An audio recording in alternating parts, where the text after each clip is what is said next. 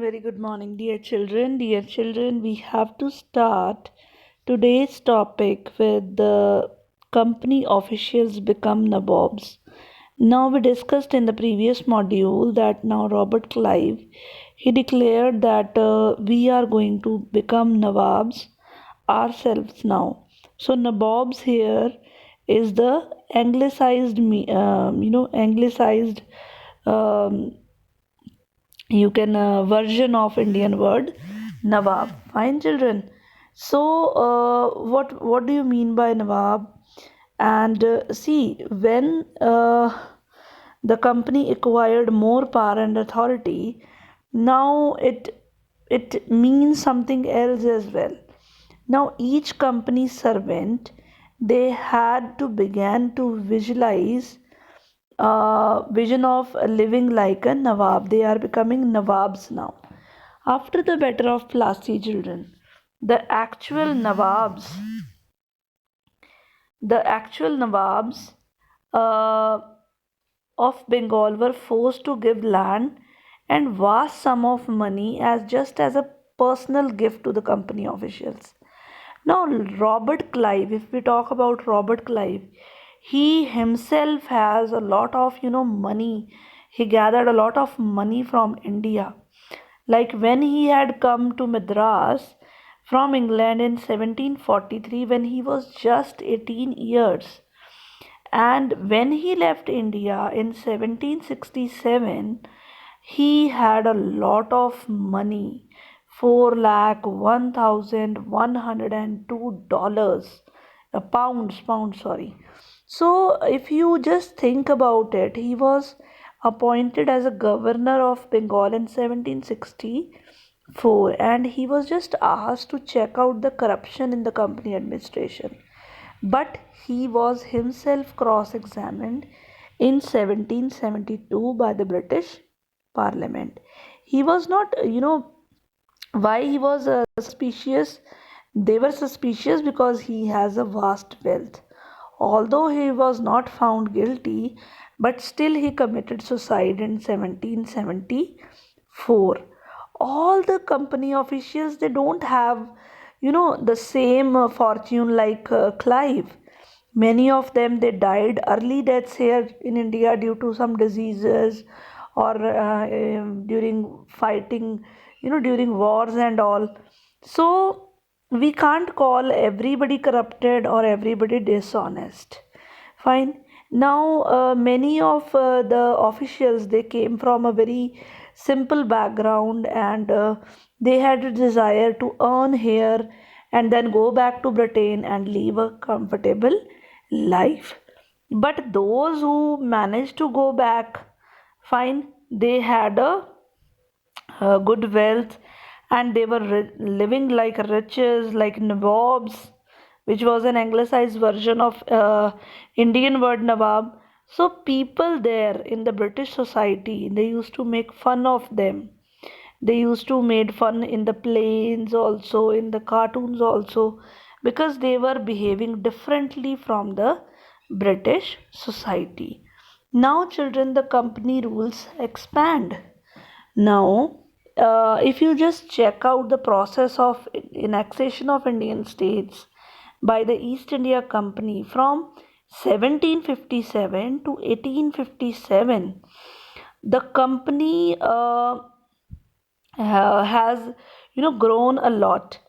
Now this company has rarely attacked directly attacked on any territory. Instead they used a different varieties of methods like political, economic and diplomatic methods to extend its influence before annexing an Indian kingdom. Now, after the Battle of Buxar, which we discussed, that took place in 1764, the company appointed residents in the Indian states. Now they were the political and commercial agents, and their job was to serve the interest of the company. Now these residents, which are the company officials, They used to interfere in the internal affairs of Indian states as well. They decided who's going to become the successor of the throne, who should be appointed on the administrative posts, and sometimes the company forced the states into subsidiary alliance. Now, children, what is subsidiary alliance?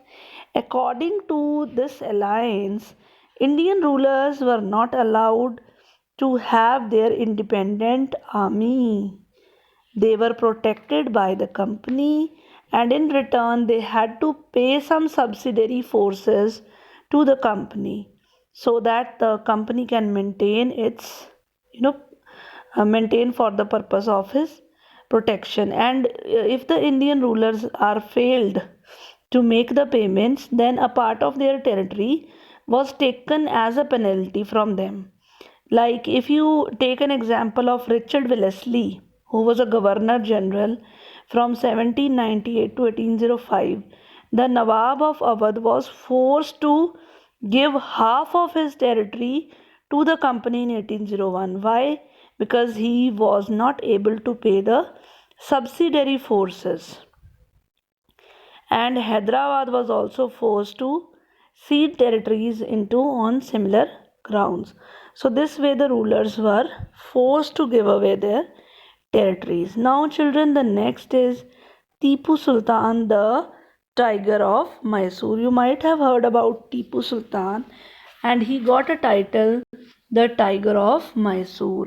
Now the company is resorting the direct military confrontation whenever the company thinks that someone is threat to its political and economic interest. It directly had a confrontation. Fine. So same happened in southern India, which was the state of Mysore. Now, Mysore had grown in strength under the leadership of powerful rulers like Hyder Ali, and after that, his son Tipu Sultan. Fine. Now, Mysore, it had a profitable trade of the Malabar coast when the company purchased pepper and cardamom from them. Now, in 1785, Tipu Sultan stopped the export of sandalwood, pepper, cardamom, fine, and through the ports of his kingdom, and he openly disallowed the local merchants from trading with the company. So obviously now company will feel bad. He also established a close relationship with the French in India, and he modernized his army with the help of French. Now British were very angry. They saw Hyder and Tipu as someone who were very ambitious, arrogant, and they were dangerous. Fine. The rulers who had to be, these were the rulers who had to be controlled and crushed as early as possible.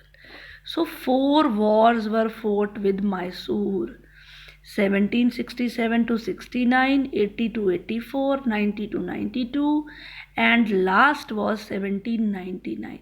Only in the last, the Battle of Saringapatnam, did the company ultimately win the victory. So, the company ultimately won in the 1799 war. Fine. Tipu Sultan, he died defending his capital Saringapatnam, and Mysore was placed under the former ruling dynasty of the Wadayars, and again a subsidiary alliance was imposed on the state.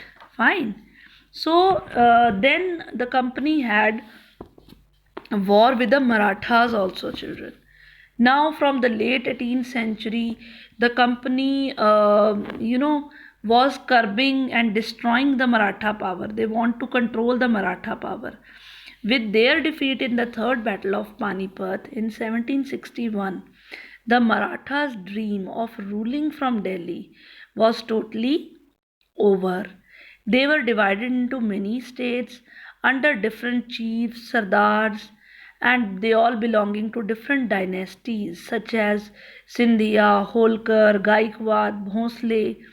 All these chiefs they held together a confederacy under Peshwas. Peshwa was their principal minister and who became its effective military and administrative head based in Pune. He used to work from there.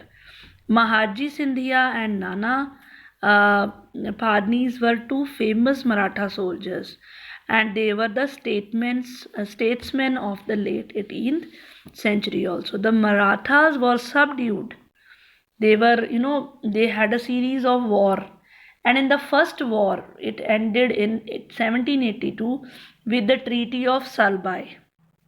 There was no clear victory. And then the second Anglo-Maratha war, it was there in 1803 to 1805, and which was fought on different fronts, fine, resulting in the British gaining Orissa and territories north to Yamuna River like Agra and Delhi. Finally, in the third war with Marathas, which was in 1817 to 90, the Maratha power was crushed. The Peshwa was removed and he was sent to Bitur near Kanpur with a pension, and the company had complete